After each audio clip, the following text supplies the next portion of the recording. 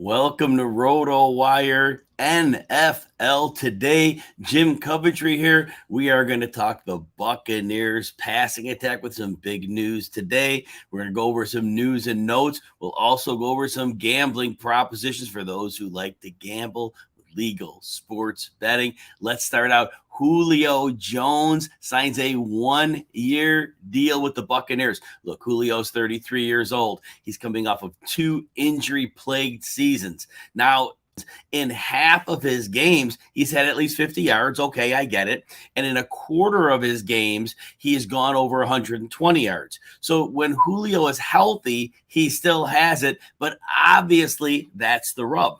Now, for people who play fantasy football, you're wondering, how do we approach Julio Jones? Look, the Tampa Bay Buccaneers have one goal, and I know every team has this, but they legitimately are going to plan to win a Super Bowl. Tom Brady will be very instrumental in that.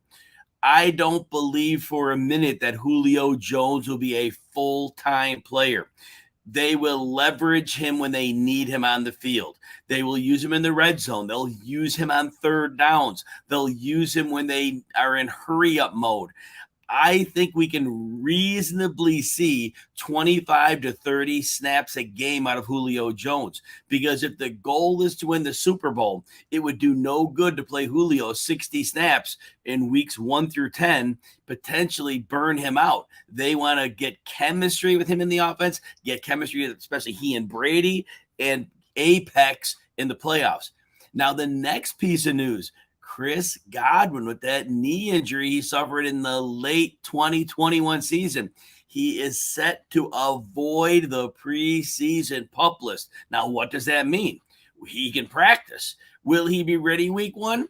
Maybe, maybe not. But the fact they've cleared him right now, they could have put him on that PUP list and sat him for a day, a week, 3 weeks, but they are choosing to activate him. That tells me there is a reasonable chance he's ready week 1. It does not seem like he's a candidate to miss early games, many early games in the season. To me, they will work him into shape. He may also find himself on a snap count as he gets closer to 100%. Having Julio Jones gives them that option of rotating in. So who does that leave? Obviously, Mike Evans was being drafted as a top 10 fantasy wide receiver, and rightfully so. But a main reason, I believe, was because Chris Godwin was expected to potentially miss significant time, and there was no Julio Jones. So Mike Evans was being projected for an immense target share. Right now, if Godwin's able to play, if Julio's playing snaps, Tom Brady is not going to force feed a receiver. He has a good offensive line. He will identify the most advantageous matchups on the field, and he will exploit those. In some games, it will be apparent for 4 quarters that Evans will have the favorable matchup and will see plenty of targets. There will be other games where the other receivers see those. So look for them to have good season-long numbers. But I don't know if Jones is going to be healthy and if Godwin's going to be back. Mike Evans is more like wide receiver 14 than he is wide receiver 9. That would make him not a good value at his ADP. Now it comes down to Tom Brady. If Brady has these targets, again, even if they're rationing snaps, Brady's in a great spot. We know his offensive line is very good. And they picked up Shaq Mason from the Patriots because they had offseason losses on their line. Alex Kappa's gone. But nonetheless, Brady's in great shape here. And he will be able to have time to throw, pick his spots, like we said, pick the favorable matchup. Tom Brady, his over for yardage on DraftKings is 4,650 yards at plus 100 money. Look, this is going to be a pass-heavy team.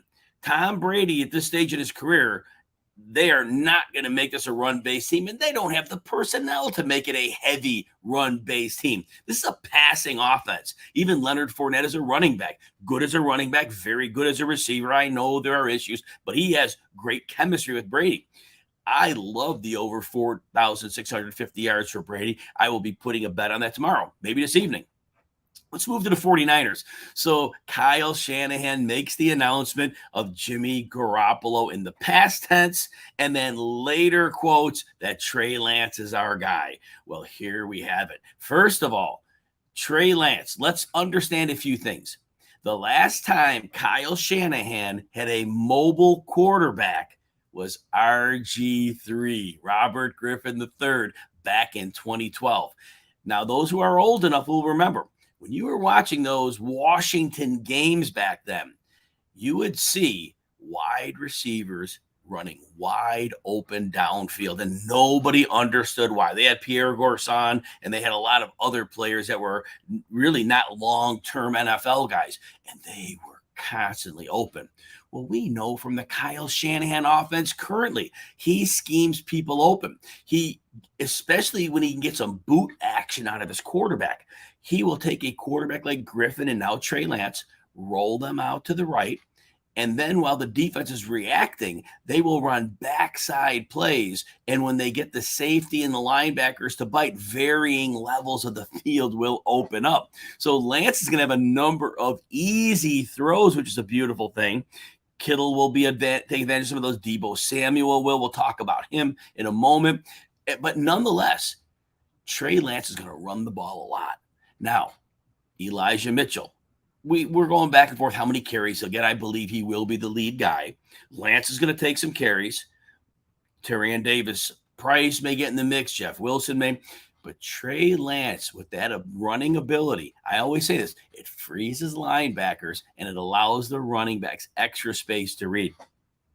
Shanahan verbally praised Elijah Mitchell last year because Elijah Mitchell understood the offense. In the Shanahan offense, if you are running a play, you make a cut to a hole that is not yet visible.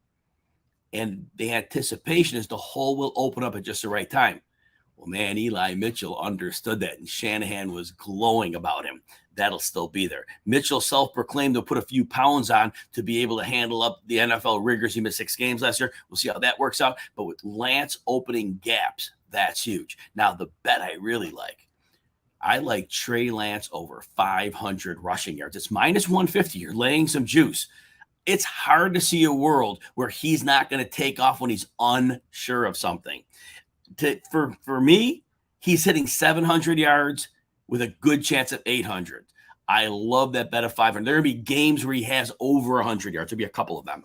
To get 500 yards, to me, not a problem. Injury is always a risk, but that's what we have to look at there. Now, Deebo Samuel.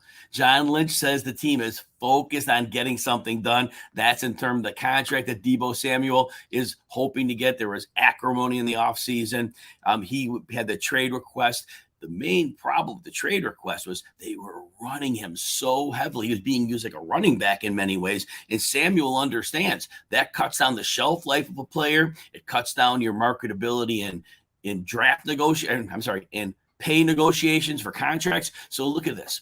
Last year, Deebo Samuel, in the second part of the season, he had 55 rushes and 40 targets. That was between weeks 10 and 18. He ran well more than he saw targets.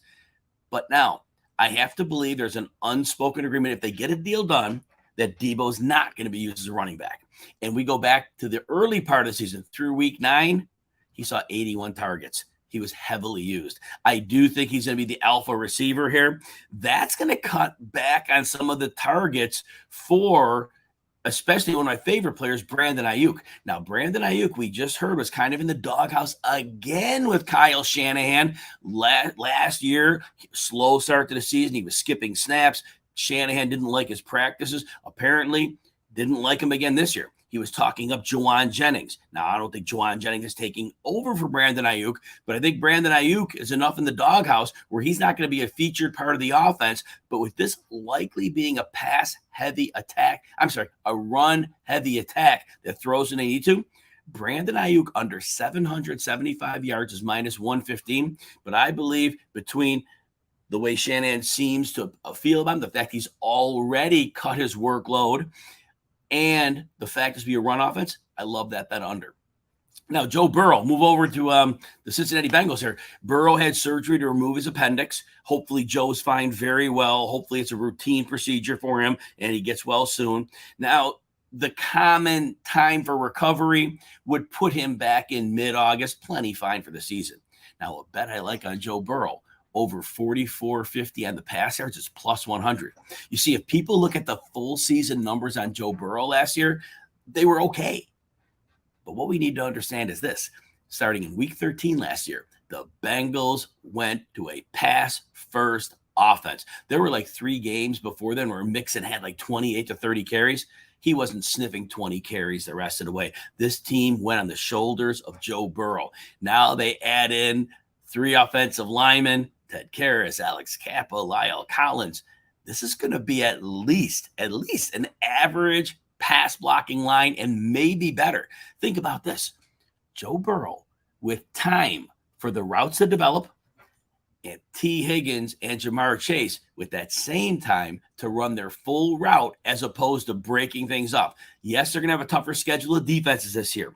Yes, 2 high shells are going to be a thing. But with 2 alpha receivers and an elite quarterback, I believe Joe Burrow sails past the 44.50 on the pass yards, probably flirts with 48 or 4,900 without much of a problem. Now let's move to Michael Thomas. Yes, more Michael Thomas updates. Look, we haven't seen much of him in like 2 years. 7 games, I believe, in the last 2 seasons. Now, GM Mickey Loomis says he doesn't expect Thomas to remain on that PUP list for very long, but we've heard similar stories before. I'm concerned. But look, fantasy managers, Michael Thomas, you understand, if he can show that 2019, even much of that 2019 form, he's a steal where he's going super late in drafts. There's plenty of risk. Of course, we don't know that he'll be on the field. For him to take that long to recover and not even fully recover yet from the ankle injury, it's very problematic. But again, you understand risk reward. That's the way to frame this. If you're in a fantasy player, I'm avoiding him. Too much risk for me. There are plenty of other players I like at that range of the draft. Look, if Thomas comes up and goes for 1,400 yards, God bless him. Fortunate for all the fantasy managers to select him. I'm happy for them. I'm just not taking that risk. Now, a bet on the Saints. I am leaning under 8 wins at plus 115. The defense is still good. Now, they still have the ability to cover. They have the ability to rush the passer.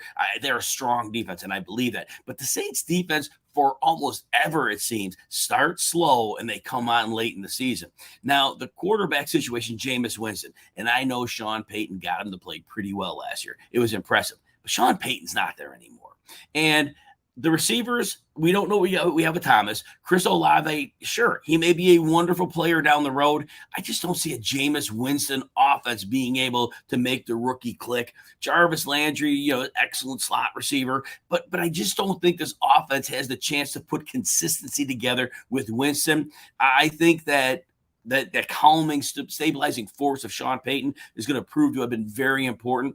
I always say this, Pete Carmichael takes over. The genius of the coach does not pass on to the person who takes over. So to expect the great play design and the anticipation of Sean Payton, that's very few people on the planet have that. I mean, Sean Carmichael, sure, fantastic coach. Pete Carmichael, I'm sorry. Sean Payton, though, that's a different level of genius there. So I believe the offense is going to struggle. Not sure what Kamara's situation is going to be. They ran him too much last year. He missed 4 games. His yards per carry was 3.7.